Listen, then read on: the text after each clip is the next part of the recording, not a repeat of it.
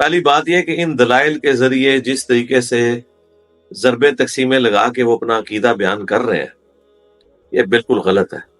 السلام علیکم ورحمۃ اللہ وبرکاتہ۔ اللہ سے دعا کرتے ہیں کہ آپ لوگ خیریت سے ہوں گے۔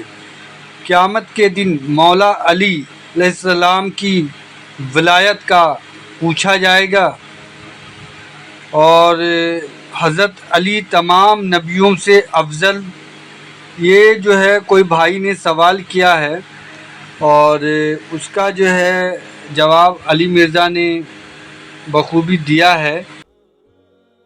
کیا مولا علی یہ دعویٰ کریں گے کہ میں حضرت ابراہیم خلیل اللہ کا بھی آقا اور مولا ہوں؟ کبھی بھی نہیں وہ دعویٰ کریں گے۔ حضرت علی تو خود حضرت ابراہیم کی اولاد میں سے ہیں، ابراہیم خلیل اللہ کے ماننے والے ہیں۔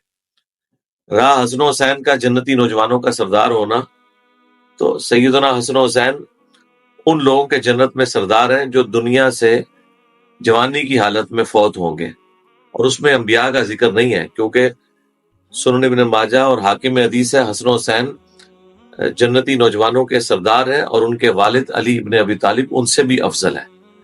تو اگر حضرت علی ان سے افضل ہیں تو یقیناً اس کا مطلب یہ ہے کہ حسن و حسین جنت میں تمام لوگوں کے سردار نہیں ہیں، بلکہ ان لوگوں کے سردار ہیں جو دنیا میں جوانی کی حالت سے چلے گئے۔ جنت میں پہنچ کے تو سب نے جوان ہونا ہے، جنتی نوجوانوں سے مراد ہے جو دنیا میں نوجوانی کی حالت میں مرے۔ جی نیکسٹ دوسرا کوشچن کر لیں۔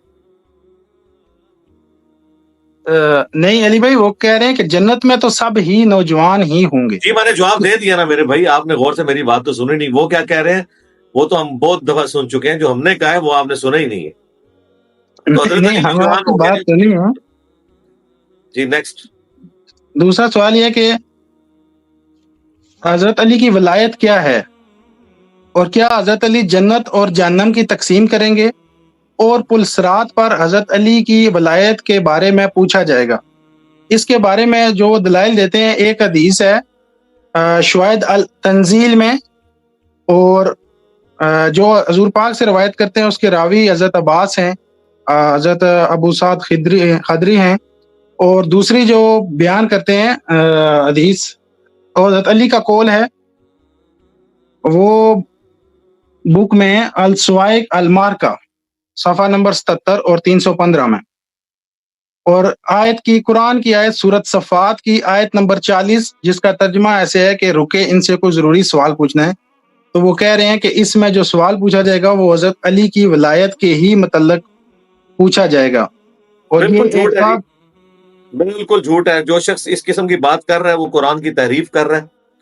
اگر یہ عقیدہ ہے تو اس کا قرآن میں ہونا ضروری ہے۔ قرآن میں بالکل ایسا کوئی عقیدہ نہیں ہے۔ سورہ صفات کی آیت نمبر 40 کر لیں، پڑھ لیں، کہیں نہیں موجود ہے۔ اللہ تعالیٰ نے ڈھکے چھپے الفاظ میں بات نہیں کرنی۔